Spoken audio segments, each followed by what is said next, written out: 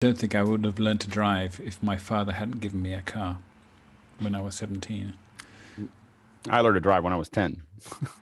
Go get the mail. We had a half a mile driveway, so I drove it out to the end of the driveway and back.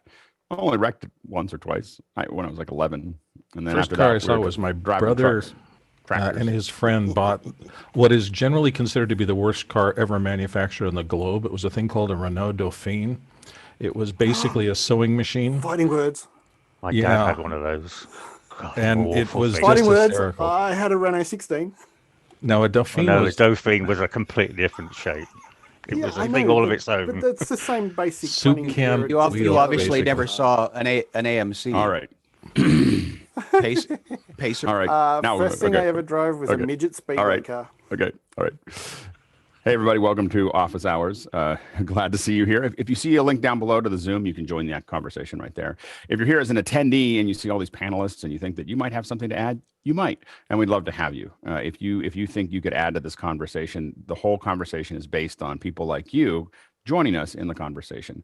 So we open the doors at 6. You don't have to get here at 6, but you do have to be here by 6:40 because that's when we start doing our mic checks. And so between 6 and 6:40, I can't promise a lot. We're meandering conversation. We're having our coffee and tea and just kind of getting ready for the show. But sometimes it's pretty good. Anyway, at 6:40, we start the mic checks. And then at 7 o'clock, we have general conversation. This show, probably more than any other show that you'll go to, is driven by the audience. If you don't ask questions and vote on questions, there's no show. It's really short, or we talk about the same things for a very long time. So it's really up to you to keep on asking those questions. And the way to really do this is to think about it all day, all week.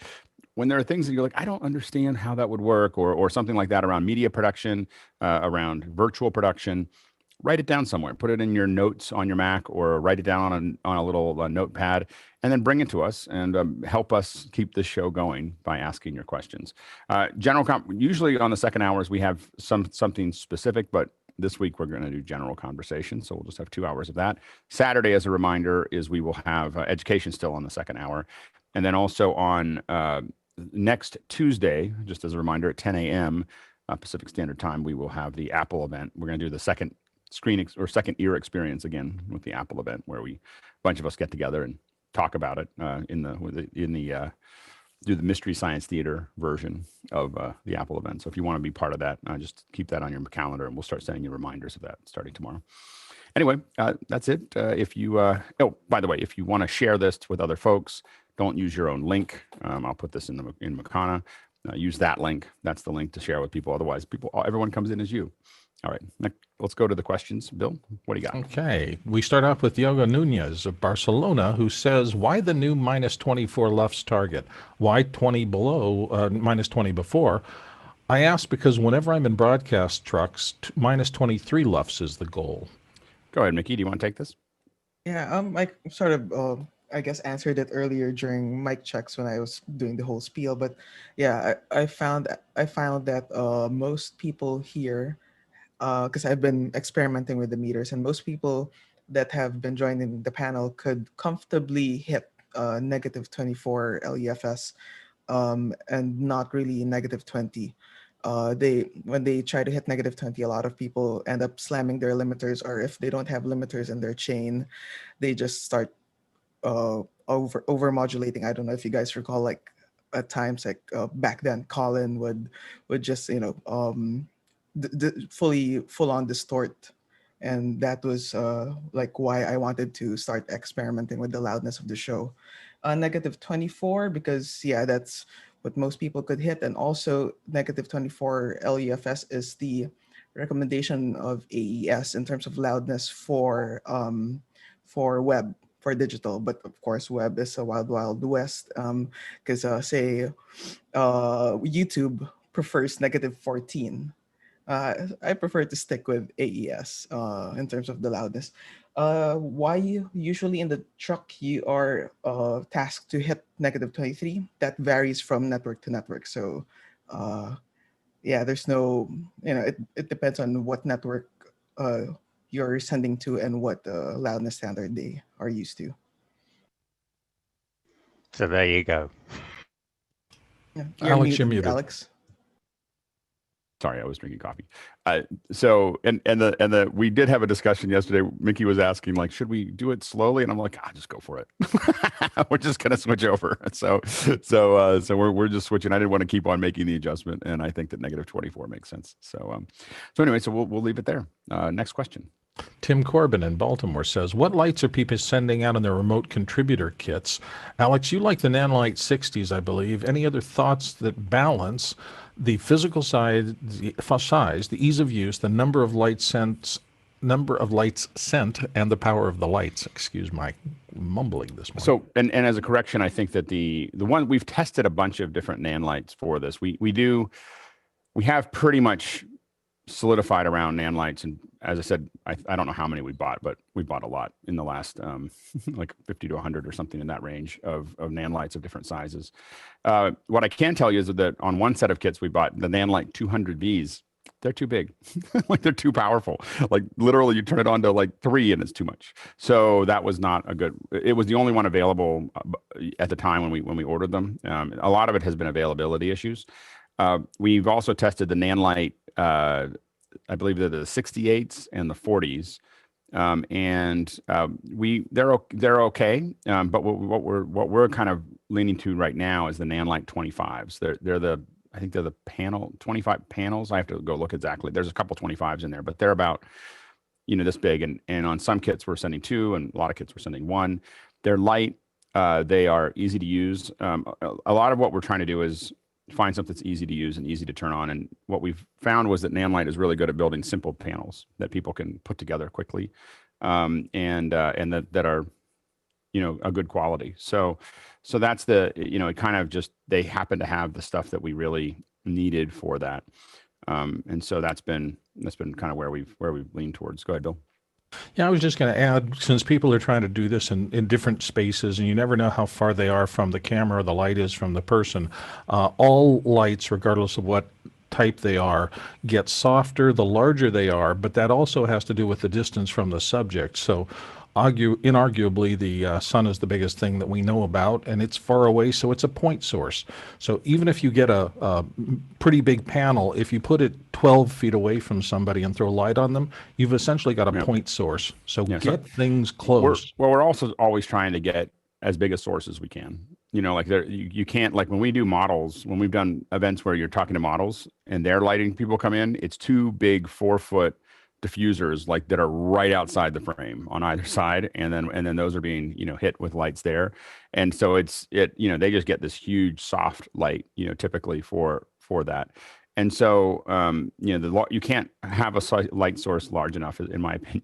If you look at it, I mean, a lot of stuff when we're doing direct to cameras, we did a bunch of those in the last couple of weeks for an event, and those are 4-foot lights that are just 4-foot by 4-foot lights that are just outside of frame. Like, those are really big lights, and people look really good with them, with those lights on. So anyway, but what we send out, Lowell has come out with a new version of their Hero Light, or their Ego Light. They went out of style for a while. We're kind of curious about that one because we used a lot of those, hundreds of those Lowell Ego Lights before, because they had a nice big size to them, and now they're LED. The biggest problem with the Lowells in the past were they were CFL and you had to screw them in. And so you sent them to someone and it just required some assembly and it was a little complicated. We are going to order some of the Lowells now that they just came out with the LED one. They don't fit our price point perfectly. I mean, our price point typically is in the 100 to 125 range. And we did a bunch of ring lights. The ring lights we got, the 18-inch ring lights that we got in that 150, 120 range, were just too big. People had a hard time managing them, that was the result that we got. And we went through, 30 or 40 of them before we decided that might not be the right solution for what we were doing. Go ahead, Bill. Yeah, just another thing on that. The light itself is important, but you can also diffuse a small light. We used to, in the early days, use little old total lights. They were very small, but they were very bright, but they would almost always go in a softbox or against an umbrella or even shot at a wall to bounce light off the wall back at the subject. So there are a lot of ways to diffuse lights if you have to use small, bright ones. The one thing that we are kind of surprised we didn't see, which we think would be really useful for the ring lights. I know this will sound crazy for ring lights, but I think someone should build a dome that just pops on their ring lights, so that you can just have it, you turn a ring light into a dome light, and I think that if you did that, you could end up, that would be really popular, like a, $20, $30 dome that just pops, that just strings onto a given ring light. Because a lot of people, we're not using the ring lights with the camera in them. So the ring light, you think you're going to do it that way, but we almost never do that. We want it over here like this. And if we could take the ring lights that we already have and pop a dome on the front of them, you'd end up with a really large surface area, and it'd be kind of like adding having like a China ball, over there to make it work. And the key is making it easy to pop on, because again, one of the things that we're weighing is not always the quality of the light, but more how easy is this going to be for someone who doesn't do this to do it? That's the thing that we keep on, that's what comes up to us all the time. What mic we send, the earpieces, the lights, all the things that we send, what we're worried about is not just the quality of it, but the ease of setup, because we have to spend time with each one of them, showing them how to do it. And we have a lot of experience. People just get lost in the cables and everything else. Go ahead, Mickey, and then Schy. Oh yeah, I was gonna say the same thing, like a China ball modifier for a ring light. That would be pretty cool. Yeah. Hear that guy? Schy. Well, the problem with them is that. Oh, Go ahead. No, I want to hear Guy. Guy. Well, the problem is that a lot of them already have diffusion on the outside, and I've popped off the plates and just made the LEDs bare. And you just got to get some strong ones if you're going to punch through some diffusion, because otherwise you're going double diffusion, and there's just not enough punch out of these ring lights, even at the 18-inch level. Right. And I'm seeing some people come out with bigger ones, which is just crazy. I mean, like a couple feet, which is just enveloping a person. But I mean, I'm just using one right now. I mean, you can see kind of the look, and then I got this little. What do you call this? Aperture MC light. So I'm just being lit by two lights, so you can see kind of this underfill. Well, I'm using Guy's ring light also, and I love the feature that you can modify it with your iPhone. That's a great feature. The disco function is just goofy and fun. But before you said the criteria that it had to be simple to use, I was going to ask if you had a C-stand, put some diffusion, and giving it that broader. But again, that's off the. One of the things that we're now in research for some of the larger kits. Those are the smaller kits, but one of the larger kits is DMX, over internet. So the larger kits are really, we're kind of researching is being able to have DMX camera control. We can't really get to audio control most likely, but we're going to send. We found that the Mix Pre 3 with noise assist with a headset had super successful. So we're pretty much hooked on that solution for audio, but we need to get to a point where we can send out a group of lights that are DMX controlled, along with a ATEM Mini with the 6K for the remote. But we want to be able to control focus and zoom and this all is where the bits and pieces. All of a sudden, what I hear you describing is why we sent people to these cut-in facilities, because all of that kit was already built. And then you brought the body to it, and now we're bringing the kit. We're bringing the kit to the body, the human. Well, it's and again, when you're looking, it depends on who's what budget it's coming from. When you're trying to do a brand new web budget, it doesn't make sense. But when you're replacing people's trade show booths, there's a lot of budget there to do it. And what you want to do is do it well, and the key is how do we turn that knob all the way up? We're not trying to do kind of, we do a bunch of the stuff with webcams. And so again, we use 920s and Brios a lot. 920s at the budget for the small kits, the 920s, just because we don't have the budget to go to the Brio. And then for the medium sized kits, we use Brios for all of those. And then from there, we just jump straight to a 6K. Go ahead, Bill.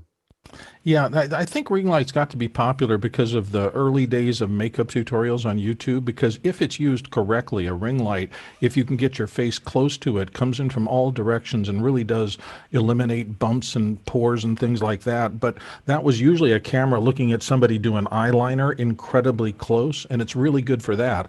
You take that and put it in a different circumstance, and I agree with Alex 100%. A dome over that will give you much better soft fill than the tool that was designed not to do the soft fill. And I think you do pull the diffuser off the front and just put the dome on it. It would be the thing to do if they can be pulled off. The ones that we have, or ones we've ordered, definitely have diffusers that get put on them. So we could take them off and put them out there. But I think that a dome on that would look really nice. Do we want to hear from the origin story again? from Guy because he was kind it's of okay. the origin. It's okay. Anyway, next question. Okay, moving along. Rachel Ann Clifton has a question for Schy. Please share the emotional bits of being rushed to go live, and how did you land on your feet with such a successful looking show? Simplify, simplify, simplify. And an hour before you think you're going to rehearse, and what you did with the studio the night before, and they changed all of your technology from. Anyway, we ended up going from Skype to FaceTime, and that was the night before. So it's like you just kept taking all your tools away, and we ended up putting AirPods into Madeline so she was our only communication, not only into the studio, but to the director. And so because you got a woman that has 30 years of being a producer, she can juggle, talk, swing cats around her head all at the same time. So when Madeline and I met at 5 o'clock, we got the text, and it says, we have a thing that dropped out. Would you mind going live on national television rather than recording? Both of us just kind of looked at each other and said, but of course, because we're both from production. This is neither of us our first rodeo in production. I've got 14,000 live stage performances to my credit. The show must go on. So the key was both of us finished each other's sentences is, we're going to have fun. And that was the attitude from that point on. Technology, we hung on, and we're there for the ride. So that was the emotional response. We're going to have fun. Now the technology, we're going to hang on. I didn't even think you needed the second camera. I think the first camera was. And neither did the director in the booth, right? Because I had it there, and he never used it. The only time you had it, if anything, it was confusing because she started talking to it, and there was nobody there. Well, and that was all on the hands of. Right. Well, they weren't ready for that. I think they were fine with a single camera. They're probably not used to getting dual cameras either. They traditionally had done it through Skype. Right, but I'm saying they're probably used to just getting one camera, so it was probably something that was not something that was part of their pipeline. And their producer was in her apartment, not in the studio, her apartment somewhere in New York. Mm-hmm. And I'm getting text messages on my phone down here while holding Madeline's phone here. And then the Sam cam is the camera A over there. But I will say Sam, her husband, is an architect. And yes, I noted somebody's point of it'd be nice to have a gimbal. And we tried that, but that's going to be my question is, on the new iPhones, to see the interface and then to hold this clamp over the interface, you can't get to the buttons with the way the gimbal's set up. So it's a longer conversation I'm going to be asking, but go ahead. I didn't realize you guys were going to break it apart and tear it down. So I have to go watch now to see where I failed. We all watched it right at the very end. Someone recorded it. We couldn't find it. We couldn't find when it was live on the West Coast or whatever, but it was live on the East Coast, and someone had recorded it and put it up, and so we were able to, go through it. And I thought overall, I mean, it's clear that she has what it takes to do this kind of stuff. Yeah. So I think that's always the place. The hardest thing to do is get a good host. That's for any of these, you can do all the production value you want. If you don't have a good host, it won't matter. And so she's got that, to my point that you've heard me rant about since day one is. That's where story matters. It is, but story first. but now this is a challenge. This is a general conversation for everyone because in the last 20 years, I've seen a lot of this where you get a big break PR wise. Oh God, you're going to do this. You're going to do this, and you're not able to turn. So what happens is a whole bunch of people are now coming towards your YouTube page and. You're gonna have all this stuff, but the problem is they're gonna make decisions pretty quickly about whether it's something they want to continue to do and whether they want to subscribe. Now, with a really strong product, you convert a lot of those. If you don't convert them, it's harder to get them back. And so the challenge right now for anybody and I've seen this where someone put out a great viral video that went on YouTube, but they don't have an act 2. They don't have anywhere to go after that. They don't, and so they get a bunch of PR out of it and then they don't have anywhere to go. So the challenge will be that, hopefully we can help you with as a group is that you got to tighten tighten the weekly show up a lot fast, and to, kind of convert the people who are coming in to, regular subscribers and regular viewers and so on and so forth. It can be done. The tools have never been easier to get, but that's the real challenge for any of us who do this. When you get a big break, is to have quality behind it, and you've got the talent and you've got some of the tech stuff going on, but it's still, it's a matter of, but the thing to also notice is how compelling she was with a single camera. So I think that the other thing to do is not worry too much about getting tons and tons of cameras. I do think that good lighting. Lighting to match the camera, because again, we're working with iPhones, and that autofocus kills me, and the auto iris but I know, again, I got to just keep training a non-camera person how to. Can you not turn those off, Schy? Sorry? Can you not turn those functions off, autofocus and tracking? You can touch the screen and it will lock in to both an auto iris and FaceTime doesn't. We'll keep on going back. Okay. So that's the. Another thing, Jeffrey and I did a debrief, and somehow there was a little tiny lens, and I don't know if it was an iPhone 11. There was a little tiny. Oh, Jeffrey found the answer. What was it? Well, no. What happened was, since you did FaceTime, I came to the realization that it was on one computer without a second screen on there, so they couldn't move that because I don't know if anybody saw it. There was a little box. They're directing from 30 Rock and Eric. There was a little box on the bottom corner, of course, showing Madeline in reverse. And then if you look to the far left, there's a little mouse cursor. So I'm guessing that they didn't have a second screen on the laptop, so they couldn't pull everything over. Well, so you had that overlay. And the other thing I'm wondering about is whether you could have used FaceTime once you're on FaceTime, could you use it on the Mac and then just have a regular camera in, and you didn't need to use the phone?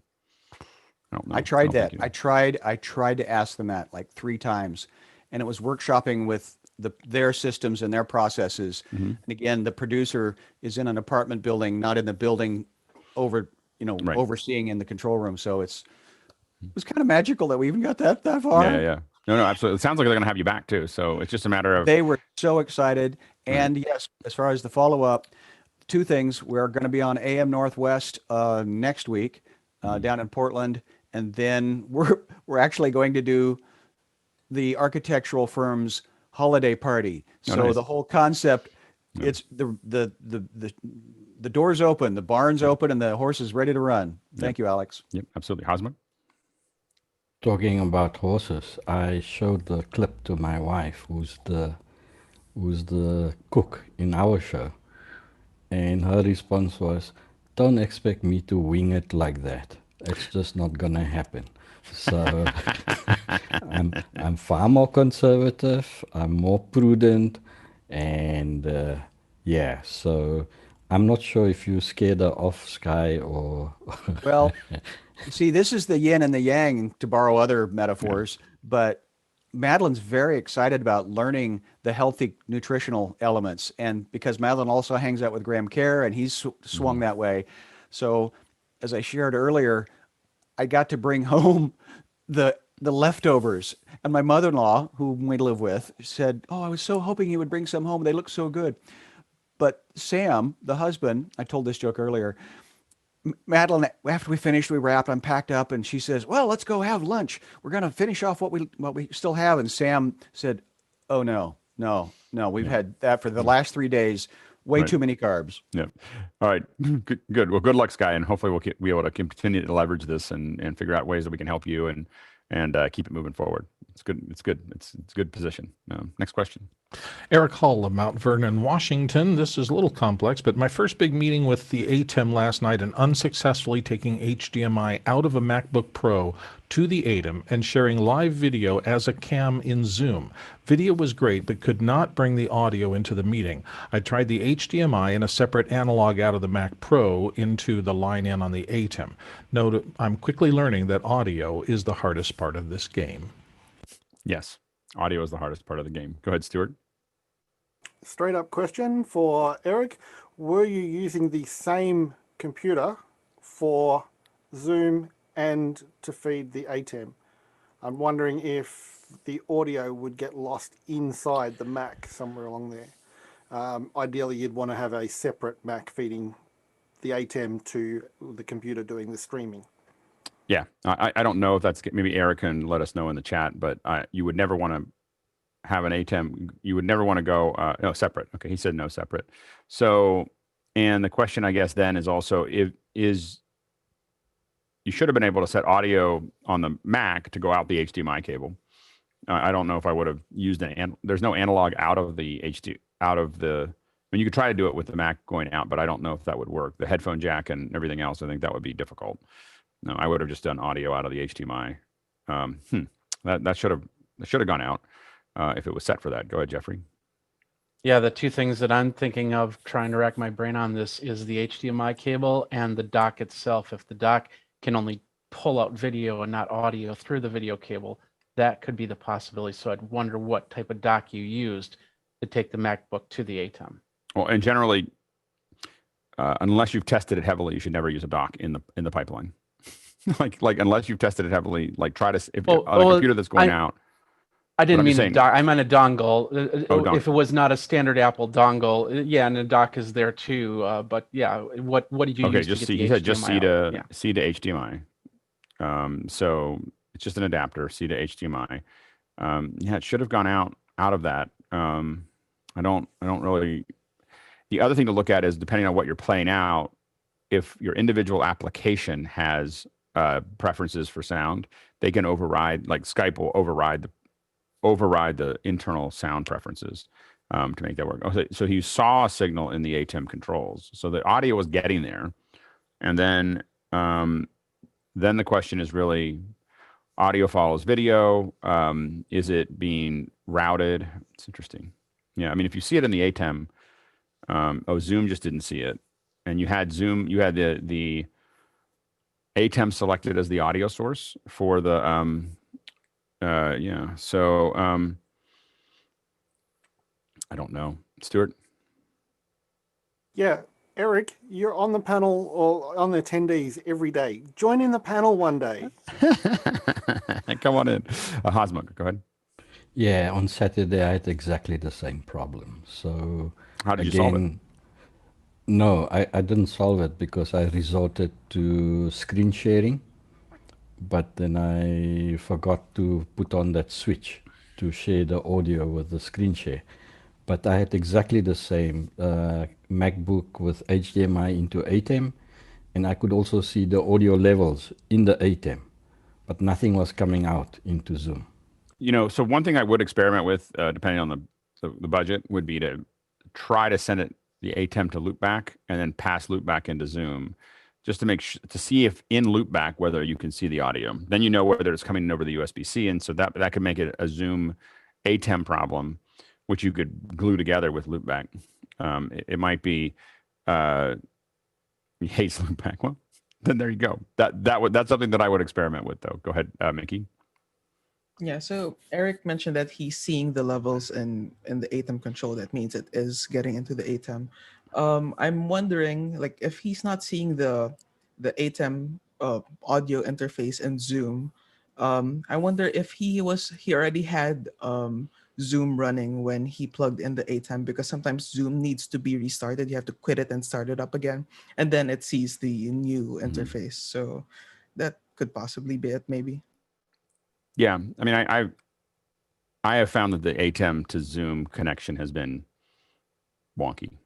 You know, like the ATEM Mini to Zoom connection is not. I've had a variety of issues with it. So most of the time, I'm going out to a web presenter and then going back into it, rather than using it as using that direct C connection, because I've had just a wide variety of issues with the ATEM directly into Zoom. Go ahead, Bill. Yeah, I'm going to support what Mickey said. I found in a lot of circumstances when you launch a particular piece of software, it looks out and says, what ports do I have available and stuff like that. If you add a piece of hardware later, it doesn't know that those ports are available. So sometimes just restarting the whole system in the configuration you're going to actually do the show in lets everything see everything, and sometimes you can find a pathway that you didn't have before. Yep. Next question. Next question is from Keith Harrison in London. I've just got an Elgato Key Light. What do I need to know about basic lighting for a C920 webcam? I'm sitting in front of two monitors with natural light coming in from a window on the left. Where do I position the light, adjust brightness, color, temperature, white balance, and so forth? Go ahead, Kev.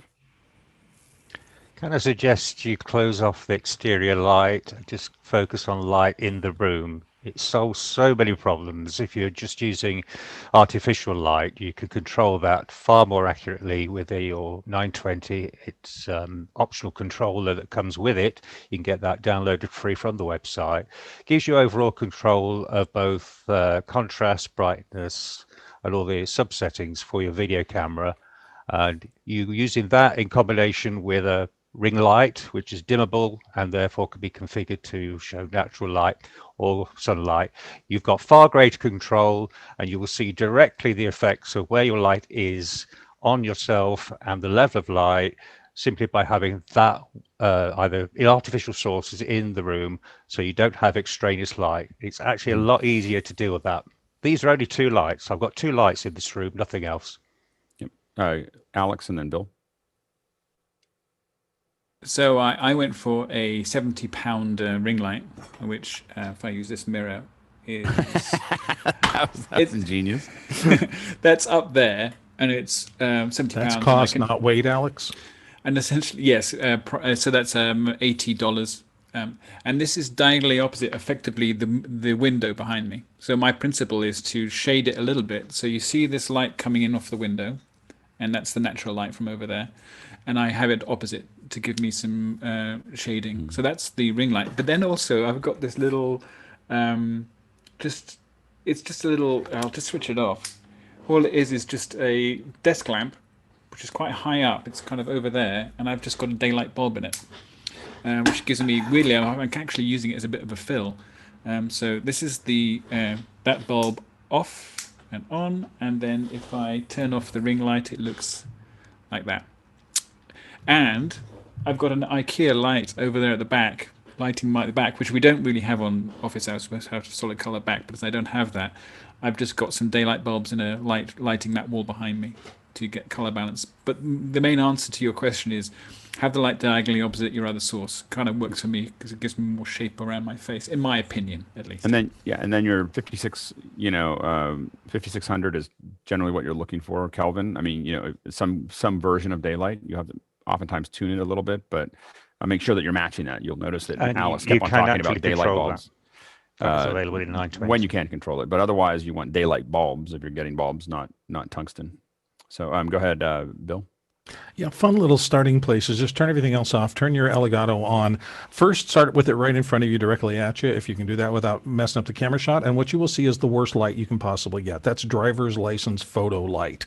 Then start moving that light somewhere, generally up and to the side, and watch what it does to your face if you do it over there, and then watch what it does to your face if you do it over there. Eventually, you're going to start noticing like you'll get a nose shadow out, and how you place that is part of how you figure out what's flattering for you. Once you get a good place for the key light, then you can add these other things, but your basic light will be the best that it can be for your face. And my biggest suggestion is to come in at 6 o'clock Pacific Standard Time and say, how do I look and what can I do? And then we'll all sit there and pick at it with you together. So that's a very common use of the 6 to 6:30 time, is people coming in with their kit, with their something they're trying to figure out. And we're pretty relaxed. It's not something we would do from 7 to 8 or 7 to 9. But it is something between 6 and 6:30. It's a lot of people come in to test their kits, and you're more than welcome to do that. Go ahead, Stuart. Just one phrase and one resource that might be of use. The phrase is 3-point lighting, which is a standard that everybody knows, and it's easy to search on Google. But a resource that might be useful if people want to look up Daniel Norton on the Adorama YouTube. He goes through doing large lights, different angles, and following on what Bill was saying about the angles of the shadows and the nose and whatever, and actually shows and explains really well how moving the lights changes all of those sorts of shadows. So it's quite informative. Yeah. Next question. Doug Ferguson, our friend from the panel right here, says, client needs help getting lyrics into a Roland switcher from ProPresenter. Can this be done? You should be able to. I mean, you should be able to do a output from the, I'm not familiar with the Roland switcher, but it's just a matter of, I don't know whether, I think the Roland switcher has SDI or HDMI in. No, it's for SDI. Then you just have to convert. The first thing you have to do is convert the HDMI out of the computer. If you don't have it, to SDI. That can be done. I mean, there's like $50 Blackmagic HDMI to SDI converters that will do that relatively easily. And then the ProPresenter, you won't be able to do key fill out of it that way, but you can definitely get the lyrics out. Then you have to figure out how you're going to key them in the switcher. If they're over black, you probably can find some solutions for that. You can definitely. I don't think there's an issue of getting it in. I think the question is whether you can get it in with a key, and I don't know if ProPresenter is capable of key fill. You just need so if you had an Ultra Studio that has 2 outs, ProPresenter should be able to see that Ultra Studio and push a key fill out. ProPresenter is definitely capable of key fill out. So that would take 2 of your inputs. What's a good color if it's just text and key? What's a good background color to key? Is it black or green or? So what you want to do, in my opinion, to do that is have a pure black as the background, and then have the outline or a drop shadow or whatever, like a little outline to it that's like 20% black. Like got a little. It's not quite pure. It's not 0. It's like 20%, 15%, 20%, and not soft. You really can't do Luma Key very well with soft edges, but it'll have a nice little outline to it. And you can offset that outline. You can do a bunch of other things to make it look a little more stylized. But then when you key that black, it won't, if you don't key it too hard, it won't cut into that outline, and it'll leave it there. You just have to have pure black, and then, something like a 15 or 20% black that is going to look, it will look black on your broadcast. Like people won't see it really as gray. If it's 15%, definitely they won't see it as gray. They'll see it as black. And now, when we used to do this in broadcast, it was 7.5% was really what we hit, and then below 7.5%, the 0 was there to key. But I do 15 because I think it looks nicer. You have a little bit more range, and you have a little bit more room to work. Even if you have a little bit of softness on them, you can get away with it. So that's what I would do. I mean, if you're going to do a straight Luma Key, the problem with using color, there's a temptation to use green or blue or whatever behind it, is that the signal that you're sending out and the signal that the switcher is running on is 422, not 444. So when you rely on a color, you're actually keying half resolution. So on curves, if everything's got straight edges, it's fine. But if on curves, you'll see stair stepping, you'll see aliasing, because what you're keying is a half resolution image if it's 422, because the color information is half the resolution of the Luma. And so that's why oftentimes a Luma Key is going to look better than a Chroma Key when it comes to putting those images on in a single channel. Does that make sense? Yeah. I just I'm not so familiar with ProPresenter. I know it's capable, but I just haven't worked with it. You'll need a dual. If you want it to key out with the alpha channel, you need an Ultra Studio that can, or something that can put out 2 signals at the same time. ProPresenter can see that and will do key fill, but you need to have something that's capable of pushing the key fill, which means it has to be able to push 2 SDI out. And so you'll need that box to do that. Does that make sense? Yep. Thanks. Yeah, but ProPresenter is totally capable of it. The Roland should be capable. I'm not as familiar with the Roland as far as using key fill. I'm going to guess that it can, but I don't know for sure. But it should definitely be capable of a Luma Key. Next question. Schy is back, but I think we've covered most of this before. It has to do with why everything was done the way it was, but that's pretty much, I think, because NBC said that's the way we're going to do it. Am I right, Schy? So yeah, the question is why Skype, why FaceTime? Because that's what NBC told us they were going to be doing, and so we had to fit into their request. I think it's a good example of how limited broadcasters are, in this whole process of just like, I understand the little box, all these little things, and so and that's going to, if this continues to drag on, it's going to become more and more of a problem, that they're not evolving very quickly. There was I saw some stuff on Twitter this morning. People just like, why don't they send them microphones? And I'm like, I send out $15 microphones to everyone. That's like a minimum. I won't even do the event if I can't send them microphones, because I'm just tired of listening to bad audio. It was still our responsibility, and we discussed this on the panel and privately, how to keep it simple for them, because we want to come back. So right. We have to present. We have it, as we talked about. We have to have good content. but it needs to be simple for all of the people, the producer, the switcher, the director, and again, even the audio guy. And again, they're more interested in stability than any kind of pizzazz. Like Bingo. they just want it to work, you know, because they're live in front of millions of people. So they just want it to they just want it to turn on. It's so. a factory, and we're just a piece of sausage, and we got cranked out. It's all good. We're happy sausage. Next question. Chris Shearer of Charlotte says, best way to bring 8 Zoom participants into a traditional SDI switch. Right now, he's planning on 1 computer per participant, HDMI to SDI converters. The main question is, do I try to bring them in individually, 1 per meeting room, or have them all in the same room and lose control of the individual audio? If you have the capability of doing mixed minus, you know, and put all that together, we do it with 1 person per 1 person per computer. That's how we do it, but it requires, you know, some good audio engineering to get that to work. You're doing a lot of mixed minuses and de-embeds and embeds and everything else. So there's a lift there technically. The easiest way to do it is definitely, you're always going to have 1 computer per person. Like, I don't think that there's really a lot of solid ways to do it otherwise. It's a question of whether you have the audio or not. I will say that it's a much better show because we're adding comms on top of that.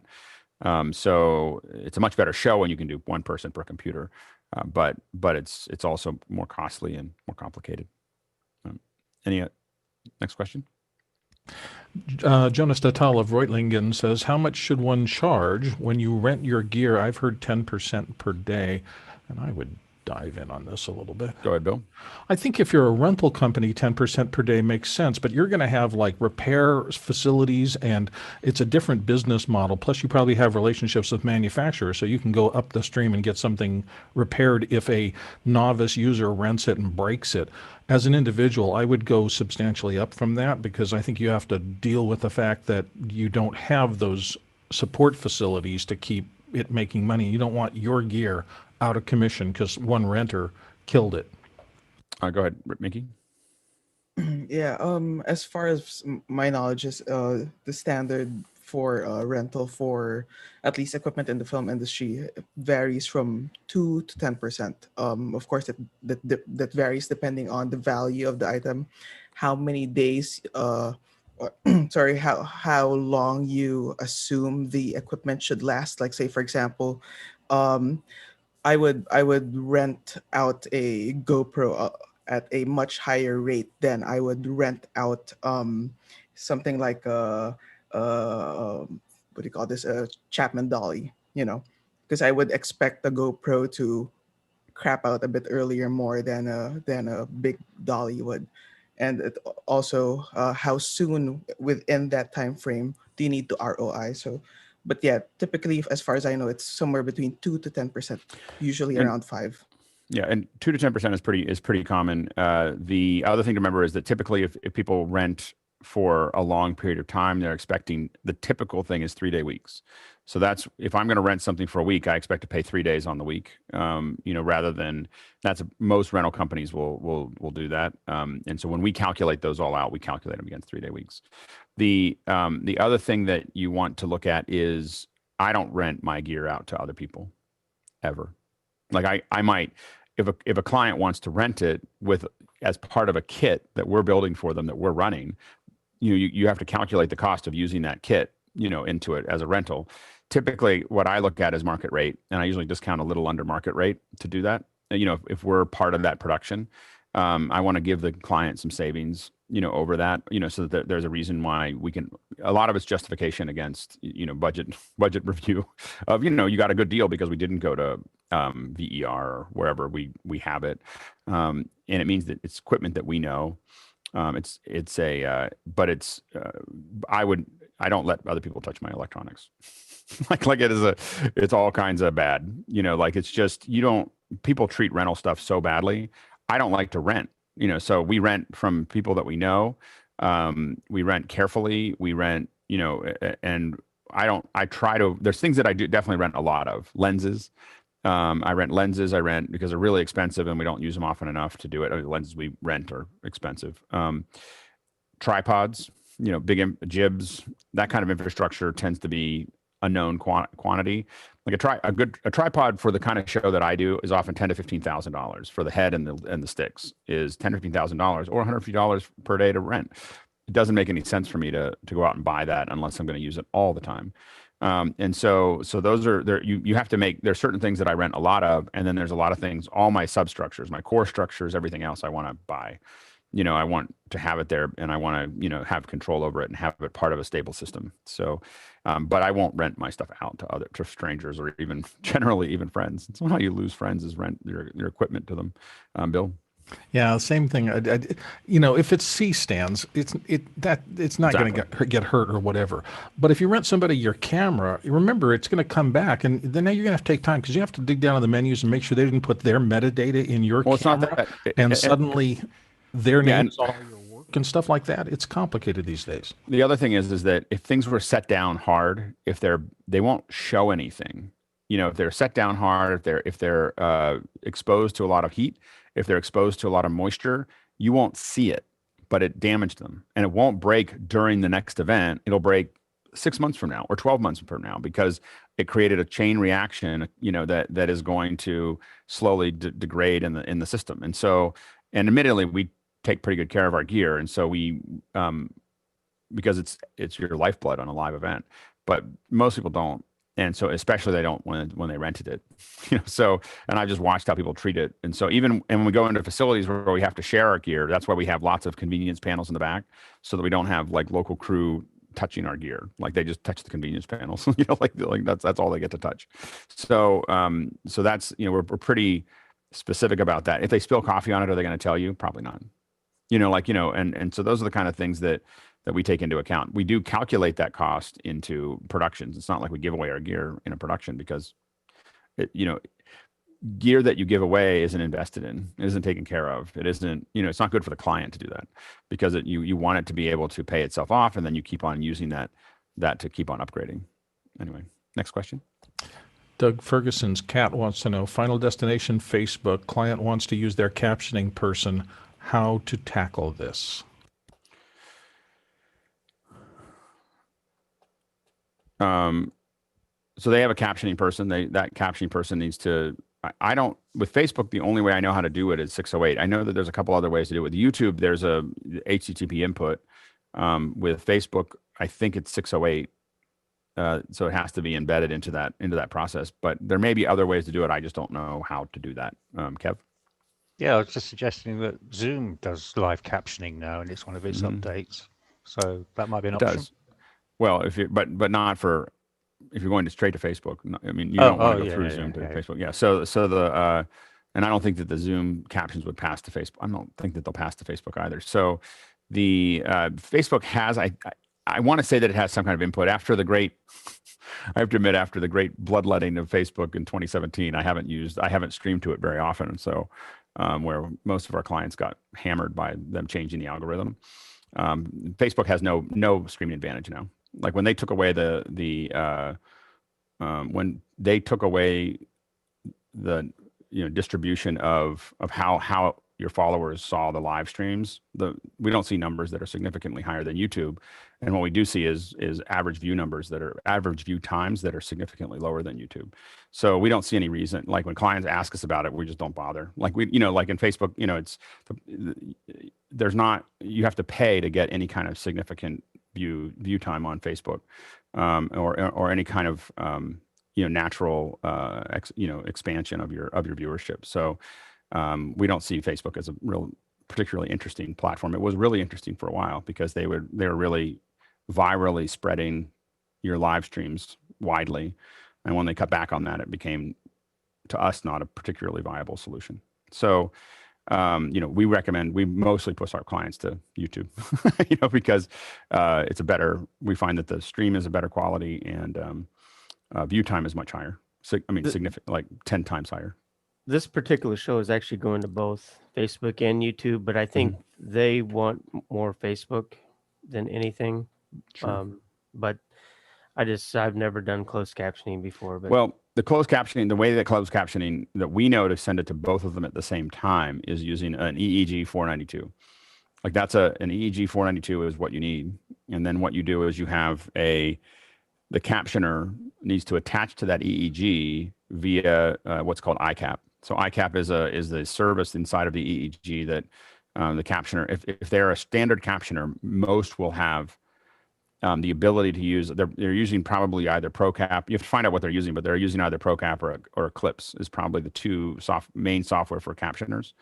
And either way, they should be able to attach it. You do need to get ahead of it because it takes a little bit of time. You have to register the connection between that captioner and either their agency or to the within iCap. That linkage has to be made.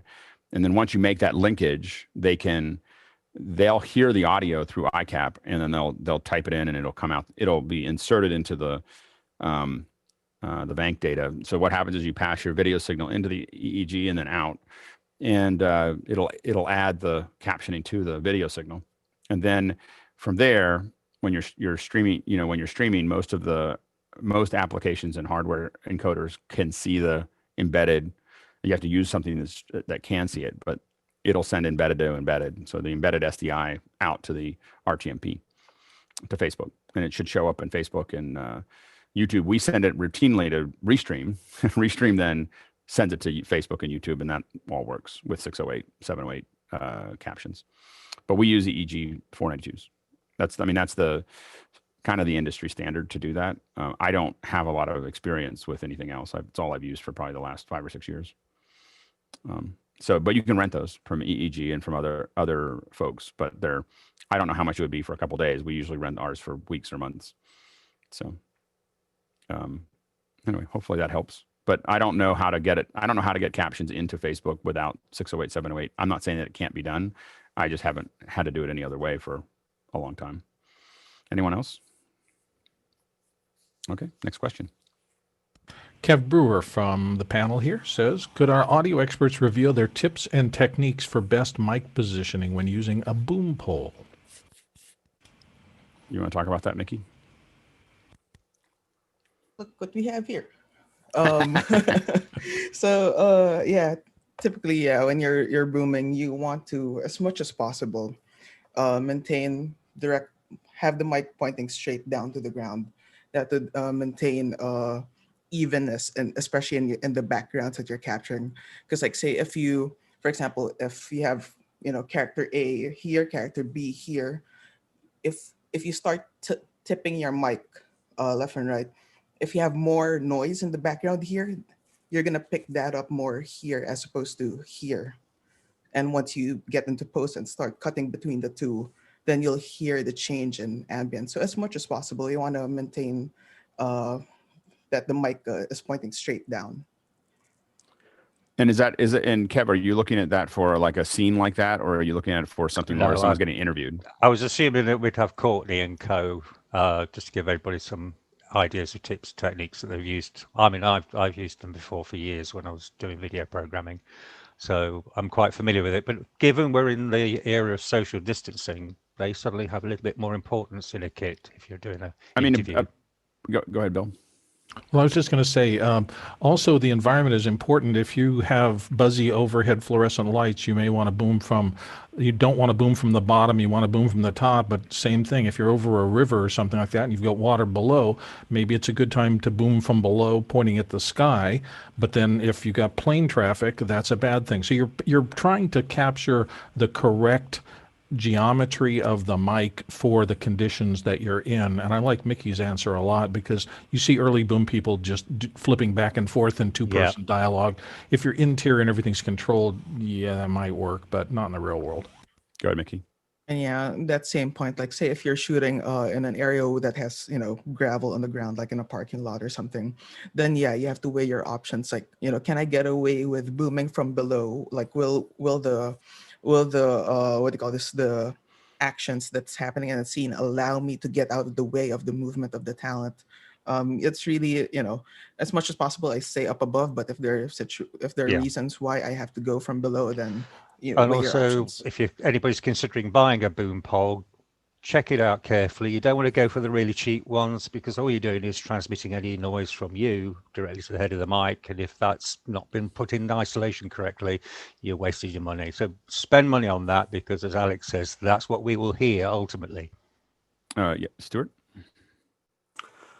The gaffer is your friend when it comes to booming, strangely enough. If you've got a film set where you've got large reflectors or diffuser panels and what have you, they cut down the wind noise like you wouldn't believe behind them. So if you can have your mic downwind of something like that, it can take away some of the wind noise. Mickey, do you want to talk about the cables running up inside the boom? Like I've got the Rode 5-section aluminium boom pole, which is a little too heavy. And I never ended up putting the cable in the middle because the moment you swing it around, the cable rattles.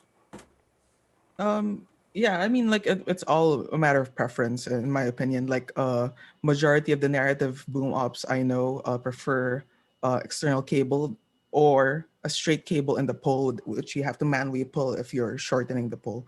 I myself, when I'm doing ENG shoots, run and gun, quick movement, one-man band kind of stuff, I like an internally coiled pole. But yeah, it's a matter of preference, and you just have to know, like, say if you're running a pole with a cable inside, it's a different technique that you have to utilize, because you have something that can rattle inside the pole. So again, no, it depends thing as usual, but you find what works for you.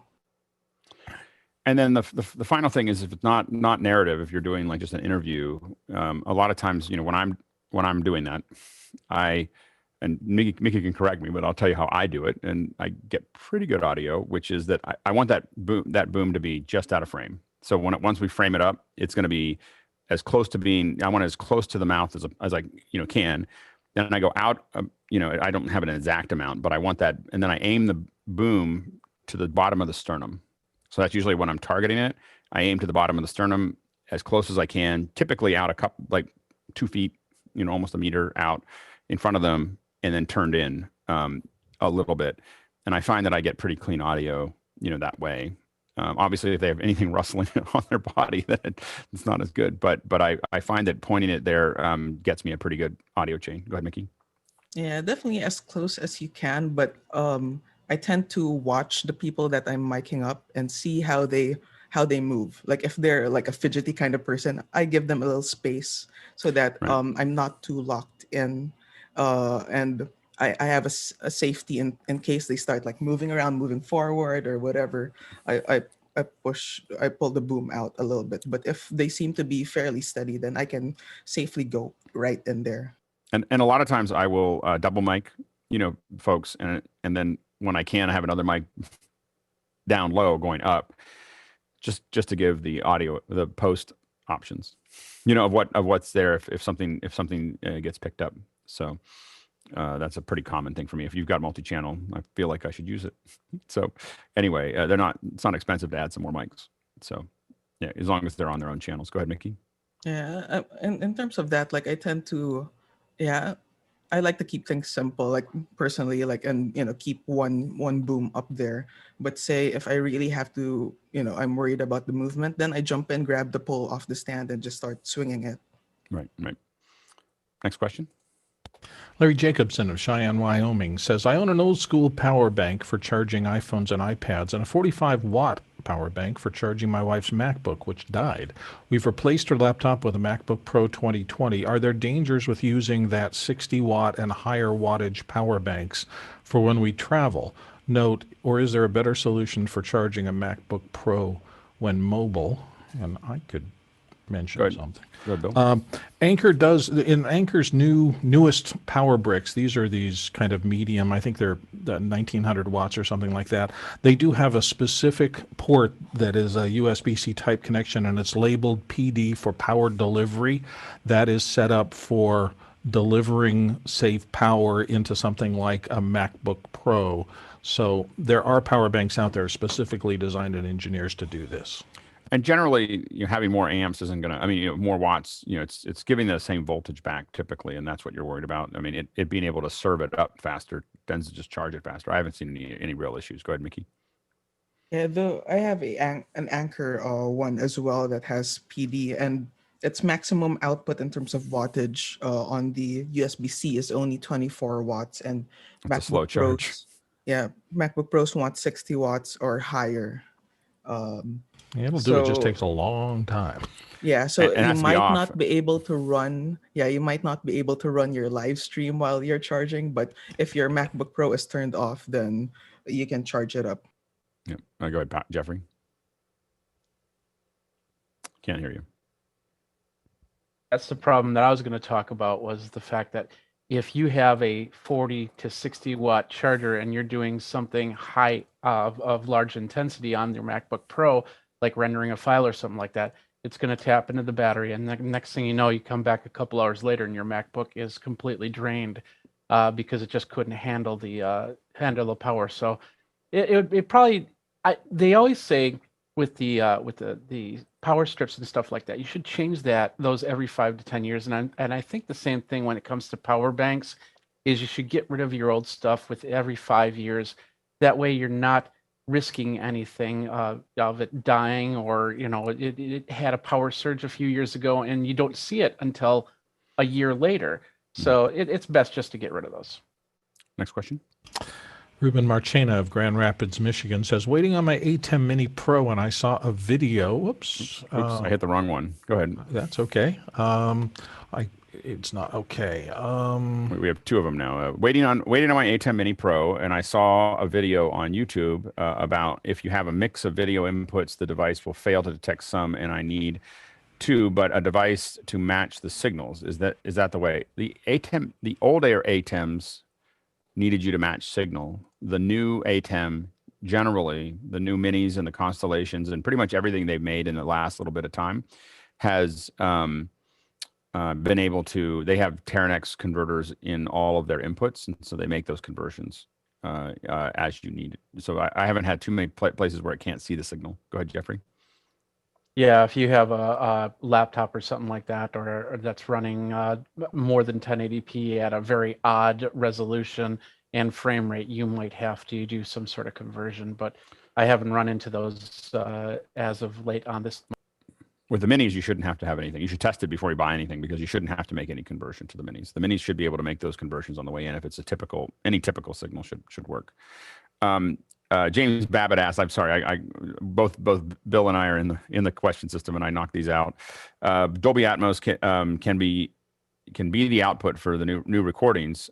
Please comment on using Dolby Atmos for archival recordings. The Beatles are now in surround sound. So I think that where you'll see that, if you have Tidal, for instance, they have a bunch of surround mixes. If they were, I think, able to get a hold of the archival sources, they were able to put a lot of that, move the stuff into 3D space. One notable one is, I was like, I can't believe they did Rush's Tom Sawyer in surround, which sounds pretty good, actually. But they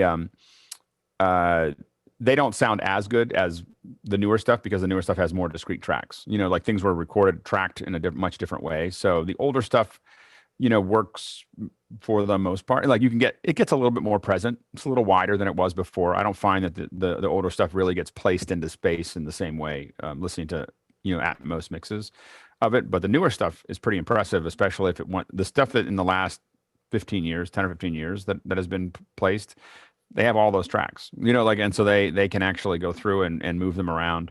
And it gets pretty impressive, when they start getting, I'm a big fan. There's a big back and forth now that I've been doing a lot of Atmos listening and some creating. There's a lot of back and forth about how aggressive you should be about Atmos, and I'm on the side of really aggressive. like I love hearing the music going around and hearing things coming back and forth.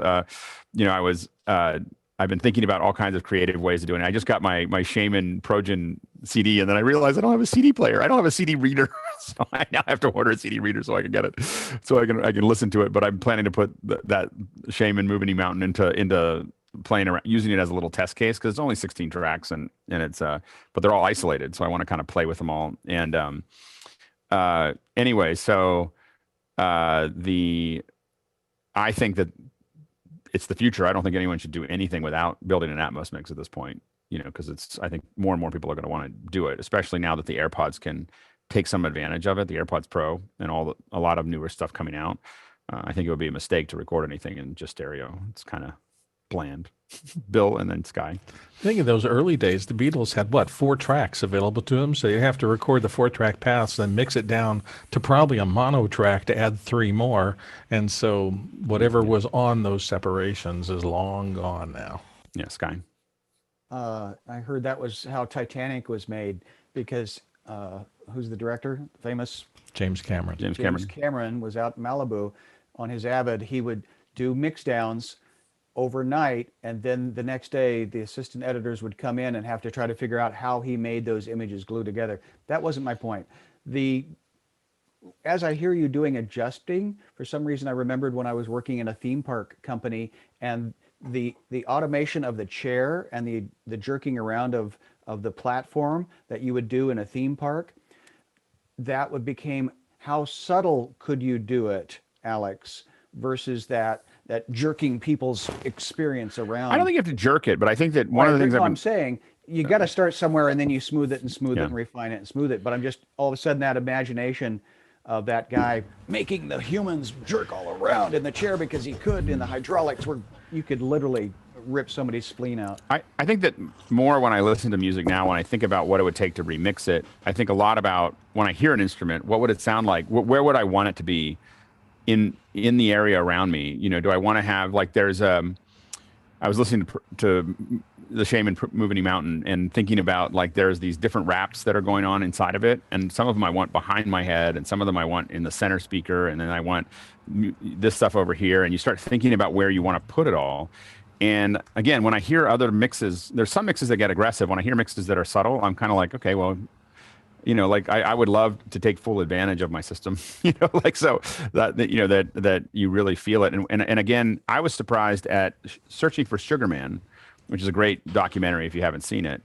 I was kind of surprised at, sorry, Alex, I just muted you because you have a lot of room noise. I was surprised at how aggressive they got. Even in the music mixes and other things, they moved a lot of stuff around, and it was good. And then the new Ava, which is a new movie that came out, same thing. They got pretty aggressive, and I think that we're going to keep moving that direction, where people, now that we're used to it, we're going to keep on starting to tell. Like, I guess I feel like the surround can tell the story, can help tell the story. It's not just, oh, we're moving things into surround, but we can tell different stories by putting it in different places and making you paranoid by having a little bit of sound back here. There's been a couple movies I've seen where it's a tense moment, and then you hear something coming behind you, and it makes you tenser, you know. And I think that those are things that we haven't really. We're just starting to get our thought process around. Go ahead, Mickey, and then Schy. Yeah, on that topic, in terms of, you know, being more conservative with panning and surround, like, it was really interesting for me, like, because, like, in the past 3, 4, 5 years, I've slowly have gotten the opportunity to go to different festivals around the world, film festivals around the world, and the work that they're doing on the panning for more independent films is, like, really, you know, they're playing there, like, as opposed to a lot of things that I tend to work on, which is, you know, more traditional broadcast stuff. They're really, really conservative. So right. Yeah, it's interesting how I think we were talking about this previously, like the bigger broadcasters are protecting the least common denominator, and they're making sure things are okay for them, even though that limits their creativity. Yep. By the way, we're running pretty low on questions, so it'll be a short day if people don't start adding more questions to the thing, which it's all fine. We'll go to the natural progression of this process, but we are running a little low on general questions. So go ahead, Mickey, and then Schy. Sorry, just a quick thing. Schy, your headset mic is by your neck, so maybe flip that up. Testing. Thank you. There you go. Go ahead, Schy. So I was at the Super Meet in Vegas and at NAB, and when the whole concept of VR was really taking off again a few years ago, and I think it was Michael Cioni that got up there, and he did an experiment with the host of the Super Meet, and he said, we're going to do a virtual experiment of VR, and he said, close your eyes, and then all of a sudden, way in the back, he had somebody talking physically in the audience there in the auditorium, and then he talked to somebody else up here, and then he had another plant way off in the other side, and he says, so that's what reality feels and sounds like, and what we're doing is trying to replace that in a two-dimensional, experience. And that was the best example of what is it that we're trying to accomplish. And then as Mickey was just talking, of course, I keep going to Ready Player One, then you enhance it and exploit a similar experience in a 3D, what Atmos is doing, of a sound, a swimming pool of sound. And then what does it make you feel like and do?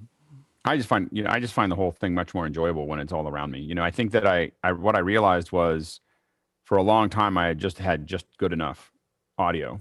Like I had just really been in a just good enough, I had, MP3s and whatever headphones were fine. And I didn't really, whatever. And there's something about getting back into surround that has me pushing the outside envelope of what I'm wearing or listening to and where the speakers are and everything else, because it's much more immersive. It's much more interesting. So, well, to your point of, is it easy to make or is it easy to watch? Right. And I think MP3s were some of the worst delivery formats, but it sold a lot of iPods and it sold a lot of Zooms.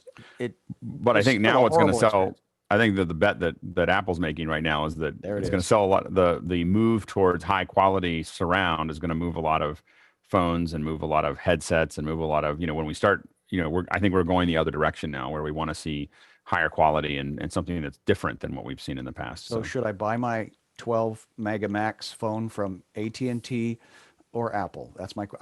I always buy from Apple. Okay. I don't bother. It's just easier. It's easier to get the Apple, the support stuff through with Apple. It's all in my system. When I buy it from an AT&T store, it's a disaster. So I've done both, and I just only buy I just buy directly from Apple. AT&T is going to give me $350 for my 6 Plus.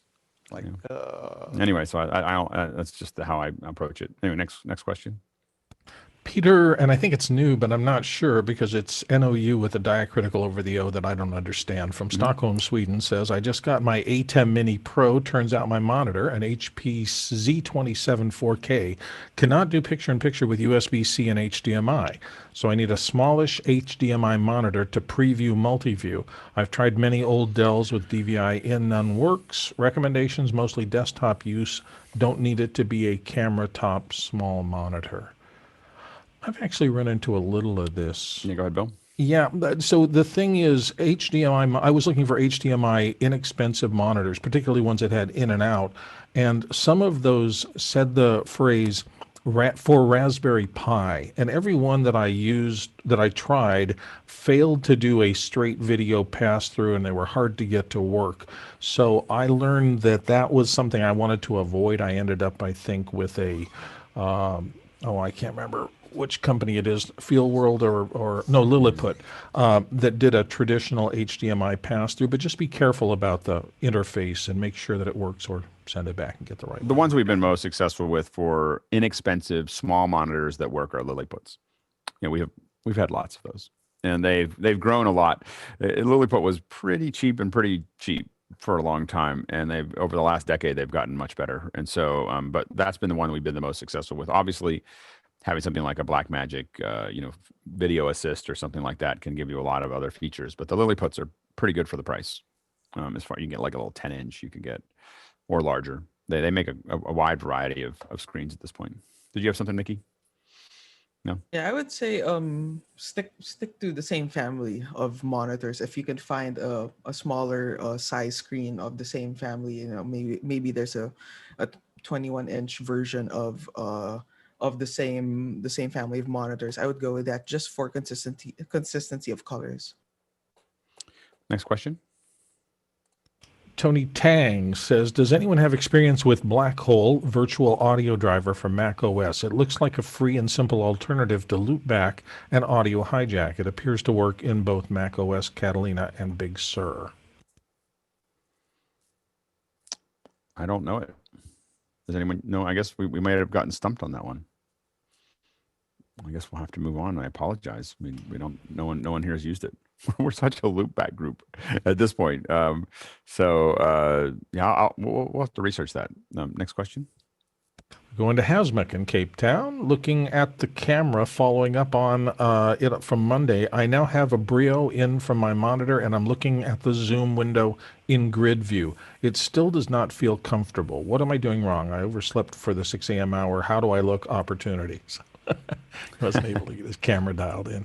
So Hosmo, can you explain what the issue is? No. I'm just looking at myself. I still feel not quite 100% there. Well, yeah. So I just wanted the panel's opinion. It looks like you're looking a little off to the. Is the camera perfectly centered over the monitor? Yeah. So the camera is right in front of me. So what I've done is, like you suggested on Monday, when I've got a speaker view, I've got a speaker view in full screen right behind the camera. Mm-hmm. And the sort of, if I'm looking at you right now, the Brio camera is just at the top of your head. So that's where the camera is right now. And you have it. You have the camera right in front of the screen.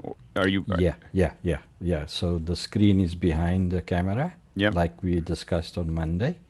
I might lower it down just a little bit.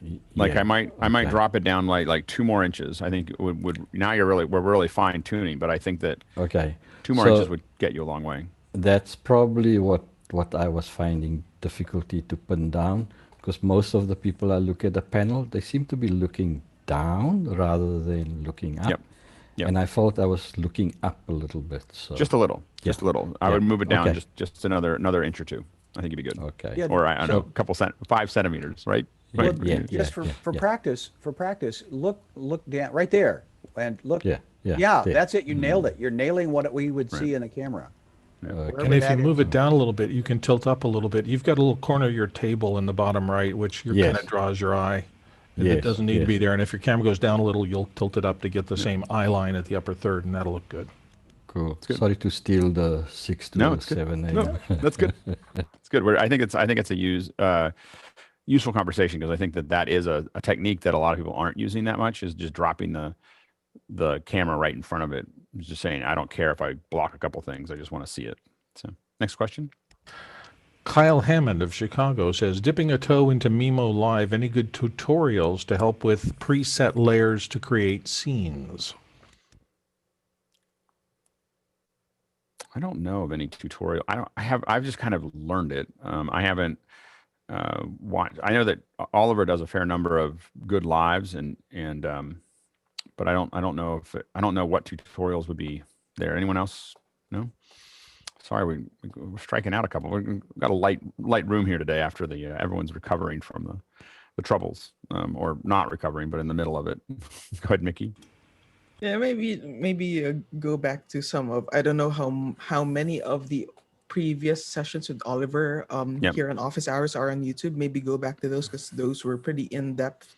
And in Discord, Oliver has also been posting of the events that he's been hosting, wherein he does tutorials. So check out the Memo Live channel on Discord. And while I think that doing it every week was a little much, for Memo Live, I think doing it once a month might make sense. Like just having Oliver come in once a month and just have, do Q&A. There's enough of us that kind of stuck with the memo process that I think that could actually work. Next question. Ken Jones is in with, a gimme. When is the ticker tape parade for Schy and Madeline? When the Seahawks win the Super Bowl, I don't know. There we go. That was the last parade we had. Was a couple years back. Okay, Gregory Wheeler of Ellicott City says, recommendations for SDI cables that are reasonably priced. Depending on how many you're making, I highly recommend building your own. Like, getting good at it, having that skill set is super important, and you can build really high quality cables for not very much money, and it's not hard. I will, now that I have a little bit more flexible time, I'll try to get my kit back here where I can do an overhead and I can just show you what it takes. Now we use, I think it's Pacific Coastal makes motorized strippers that I really like. So it's you just stick it in and hit the button and it comes out and it's all perfectly set up. You can do it by hand with the little, but I have to admit I'm so addicted to the motorized one. It's super fast and easy. After that, the big thing is we buy, good cable, and then we buy the Neutrik rear twist termination is the key to the operation. I use all kinds of colors. I use all the diode color or resistor colors so that I know, that to me is 1 through 10. So I use those to both cable color as well as the boot color is something that I use to identify my cables. Makes it a lot easier when you're trying to route, trace things through a system, is to have a reasonable way that you do that, so that can make work. But I would buy them. I mean, we buy at least 500 feet, if not 1,000 feet at a time, and then we just cut them to length and terminate them. Go ahead, Stuart, and then Mickey.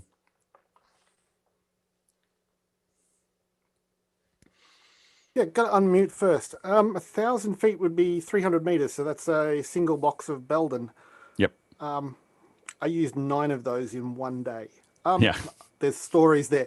2 things that you want to look at, especially when it comes to the crimping. You've got to have a separate crimper for your pin in the center, but look for a crimper that closes down with the jaws moving parallel, not rotating in an arc.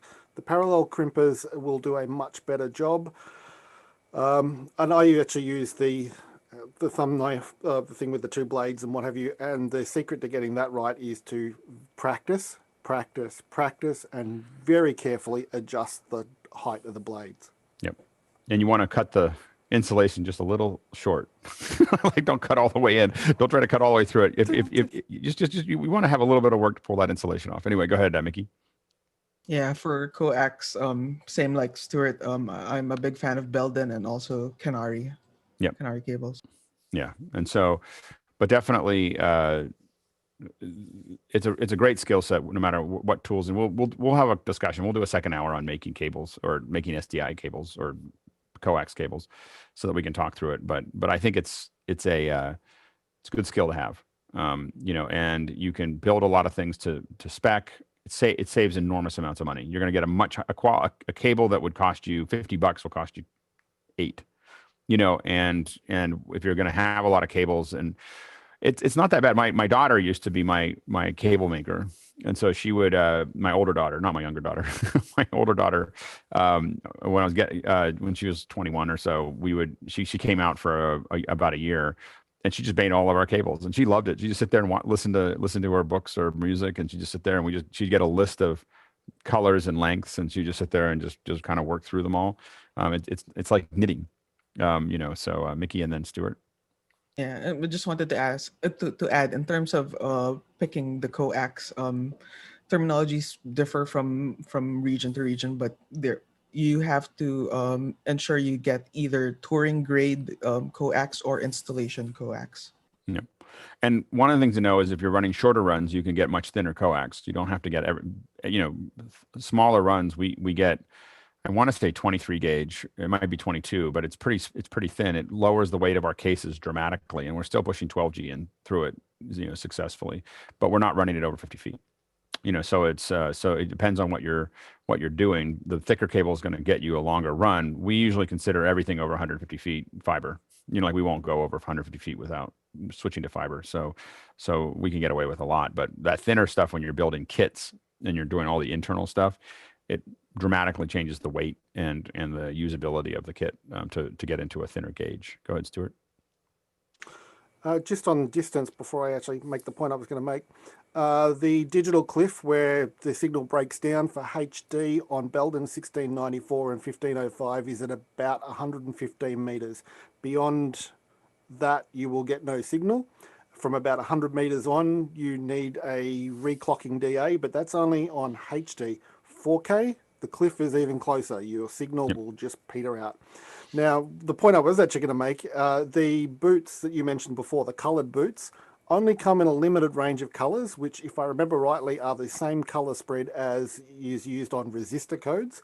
That's what we use. If you get over about 20, get the little numbers that will fit over the cable and put them on both ends of the same cable, and it makes it much easier. And then start looking at an Excel spreadsheet to list all your numbers, where they start, where they finish. It'll save you a lot of time if anything fails. And we've mentioned this before, but the other little trick that we do also is we have another label that happens at the length of the size of the coil that we want to make when we're putting it away. So, 3 foot, 6 foot, 10 foot, all have a different point. And the reason we do that is that when you match the two labels together, and you'll get all of your 3 foots and 6 foots and 10 foots are all exactly the same because you're using that as a measurement. And we set them up so they all fit inside each other. So if you put them in a case, the 25 foots are this big, the 15s and 10s and everything else. And so you can pack a case. The biggest problem is now you get into huge weight issues with a 1650 case. You can make that thing well over 100 pounds. So it's by stacking that cable in, because you're really just now stacking pure copper. There's no air in there at all, and so you have to be careful with weight. But it's a great way to do it, and it looks really nice when you have a whole bunch of racks and all your 10 foots and 15 foots are exactly the same. It's a good feeling. Anyway, next question.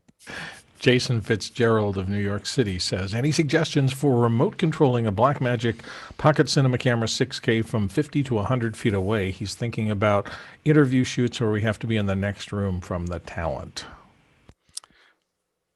I think that's typically you would need a long HDMI cable, to do that. You can get them that way. 100 feet is a little bit long, but definitely 50 feet, you can get a longer HDMI cable. We've had various success and failures related to converting that HDMI and still retaining the controls from the ATEM switcher. But I think that's been the challenge. The HDMI will return it, but when we go through converters, we haven't been that successful at it. So but we don't usually have runs quite that long to that process. Go ahead, Stuart. Just where he's saying remote controlling, is he talking about actually changing the iris and the? I'm assuming that's the case. Like all the settings, iris, or zoom, pointing focus. the camera, which would be a remote control gimbal. But the simple solution is hire an operator. Well, yeah. I mean, the thing is that there are definitely cases where, especially in a COVID environment, where we have a lot of clients that don't want operators in the room, and so we have to figure it out. And you can definitely control zoom, focus, iris, all those things from the ATEM switcher. And again, we have in the current environment, there's a lot of sensitivity to crew in the room. So that's usually the challenge that we have. Go ahead, Mickey. Hey, sorry. Yeah, I didn't have my hand raised. Okay. The thing that we keep on trying to get our clients to do is get a motorized precision arm. so that we think that would be the best way to do it. All right, next question. Stuart Fairweather from the panel, who can amplify this, says video conference in the Discord app, not the browser, on Windows. Besides the audio not being up to office hours standard, does anyone know where the option was to unflip left to right the video? I have not been very successful with Discord's video and audio, so I don't have a lot of experience with it. Go ahead. We had a production meeting online using the Discord one, and the audio pretty much sucked the whole time. It was nowhere near the standard of, like, just the sample rates were nowhere near as high as what Zoom now supports. But all the vision I was sending, like if I lean like this on my monitor, I go the opposite way. But the video was flipped on my output on Discord. So everything looked the wrong way. When I showed the widescreen of what I've got here, my computer was on the wrong side of the output. So it was flipping, and I know Zoom allows you to flip it. And I don't think Discord does that. I mean, Discord, I think, is really relying heavily on WebRTC, which is, Zoom uses WebRTC, but they've added a ton of features on top of it. And I think Discord is still in that pre-add features on top of it, and still in the raw WebRTC mode, which is not great. Yeah. So, I mean, I think it's still got a ways to go. It's got some cool features. Being able to drag people from one room to another and doing a bunch of other things is cool. But they're still I think it's early days for Discord. Go ahead, Bill. I was surprised. I was looking for something to flip just for a teleprompter before I got the small HD, or not the small HD, the Lilliput monitor, which does both directional flipping in the monitor. But you're looking at a bigger thing wanting to flip the signal. There is a device that was available for image flip, but it shocked me. It was like $650 just for the one-trick pony that takes a video signal in via HDMI and will flip it in any direction. The HXMD from Decimator does it real well as well. And that's only $295 or something like that. Next question. David Guzman has the next question, and he's from San Jose and said, tried joining the panel at 6 a.m. today, but had a nasty surprise when my Brio would not send video. Always worked for Zoom meetings, and I could use the ugly MacBook Pro built-in webcam okay, but the Brio would not emit video. Its light was on, but no video. What gives? Sounds like you had a morning like I did. Schy? Well, again, depending on what year of MacBook Pro, what we've been testing is how much light are you giving it and how close are you to the little MacBook Pro camera. They're not that bad. Of course, they may be smudgy because you just need to wipe it down a little bit. But I'm glad you have a Brio. Sorry it's not working, but there's an alternative. The first thing to do with anything that doesn't work with Zoom is to restart your computer. So I don't know if you did that or not. You may have. But that's the first step is always to restart your computer. Audio problems, video problems, anything else, hit reboot. There is a lot of things that I've had issues with both audio and video that go away with a simple reboot of the computer. We're asking these computers to do a lot and figure them out, and sometimes they just need a little rest. Just need to start over again. Go ahead, Bill. Yeah, well, my household this morning, because I came into office hours and I had all sorts of problems at first, and it was because I had been in Teams yesterday for a client meeting, and it had grabbed on to the internal video pathway of my laptop and would not let it go, and I literally had to disinstall Teams to get my regular Zoom stuff back operating. So just all understand, of these, there's some one of these back there. Yeah, one of these things that we've had, and we tend to resist. There's only a handful of clients that we'll meet with outside of Zoom because it's just been one of these things that we're constantly wrestling with, that all these different video conferencing apps are all competing for the same resources. And some of them are better at letting go than others. Zoom's actually pretty good at letting go. WebEx is not. Teams is not. Google Hangouts is pretty good at, or Meet is pretty good at letting go of resources. But the ones that really kill us, well, the three are BlueJeans, WebEx, and Teams are horrible at letting go of the resources. And so if I'm in one of those meetings, I will almost immediately restart my computer after I'm done with the meeting.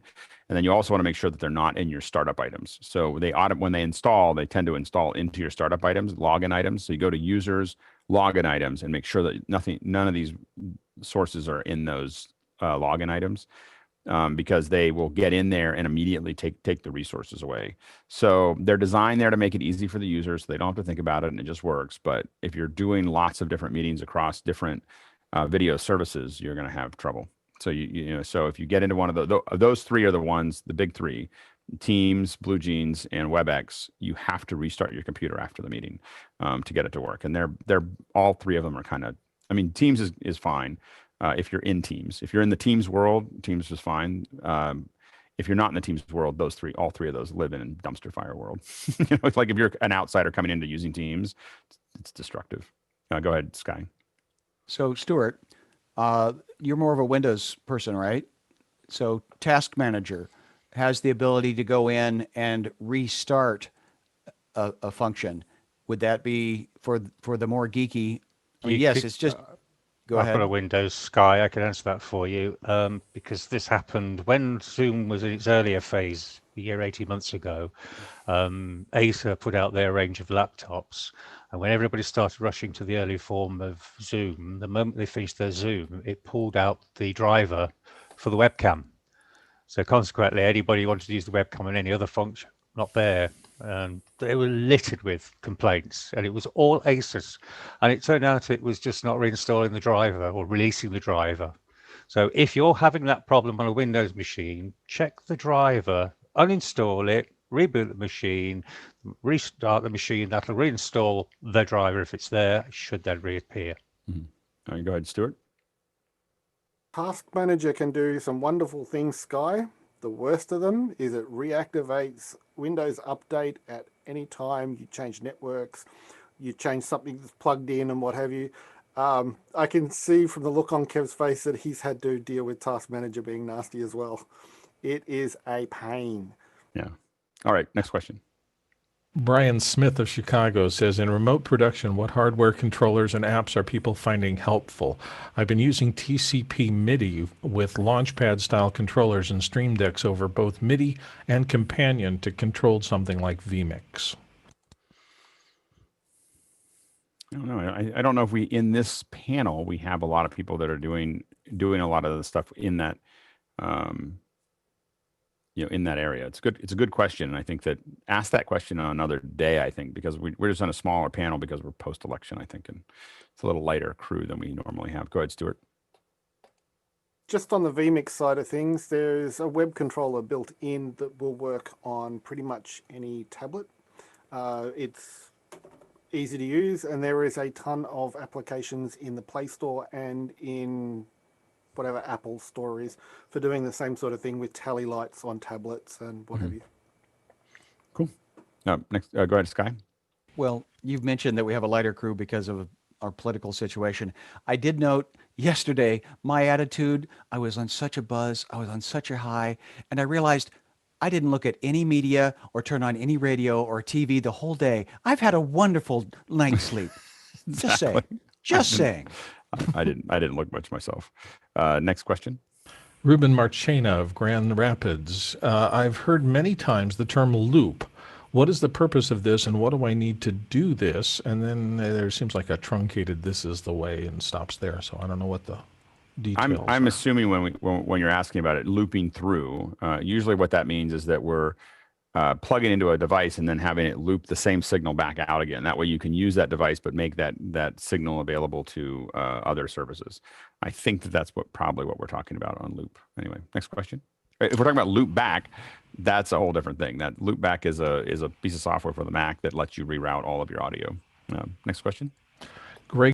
Gregory Weaver in Ellicott City says, when can I use a Blackmagic Design web presenter for ProPresenter into a Blackmagic Design ATEM Television Studio HD, or do I need a Decimator MDHX? The web presenter is really a received item, so you're not going to send anything out of the web presenter. So ProPresenter isn't really. Those things don't really all connect.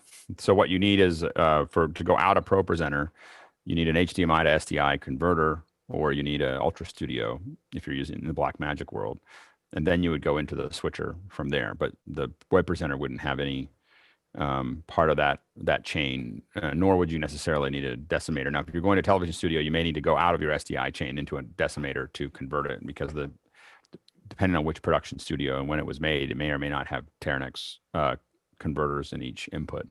So you may need decimators to do that. So that would be I think that would be an answer. but yeah, your web presenter isn't going to do anything out. It's all into the computer. Next question. Alex Olegnowitz of Toronto. Any ideas for cloud cold storage to keep our camera masters? It's got 80 terabytes. AWS and Azure seem to be the best, but they're expensive. I would say 80 terabytes is a lot to keep on a cloud server.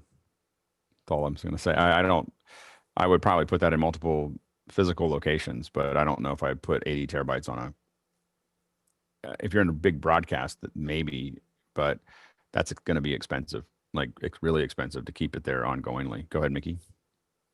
Yeah, I would probably go. 80 terabytes. You can store that in like an 8-bay Synology.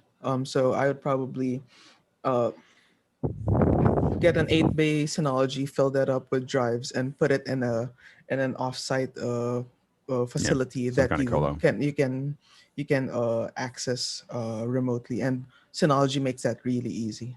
Yep. Next question. Dan Huber of Erie, Pennsylvania. When I join a video conference codec to a Zoom meeting, they bridge that connection with a room connector license. Do you know if the video that's being sent is still being reduced to 340p? I don't quite know. It's not a behavior I've seen as far as that goes. It looks like you're kind of connecting Polycom or something to it. Go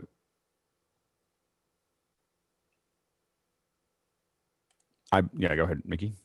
Yeah, I forgot to, but way back, I think back in April or May, someone regularly joined the panel through a Polycom system, and he was coming in at I think 720 at that time. Yeah. I think any of those room type things tend to upgrade our system to make sure that they look good on a larger screen. So I think that if you, it should not be dropped down, not to 340, but 360, I think is probably what you meant. And I think you'll probably get a higher quality in that connection. Next question. Kyle Ham of Chicago says, are you sending out the Polson mics, or is there a new cheap mic looking for a nonprofit theater ultra low budget solutions? We're sending out the Polsons, and the reality is that we like for the smaller kits that we make, we like the Polsons better in general than the Piles. We find that their audio quality, the noise floor is lower, and they're $5 less. They're $10 instead of $15. So the Polsons with the 1/8 inch jack that are non-Sennheiser are the ones that we're using. The problem with the Sennheiser ones is oftentimes they stop and they don't go all the way in.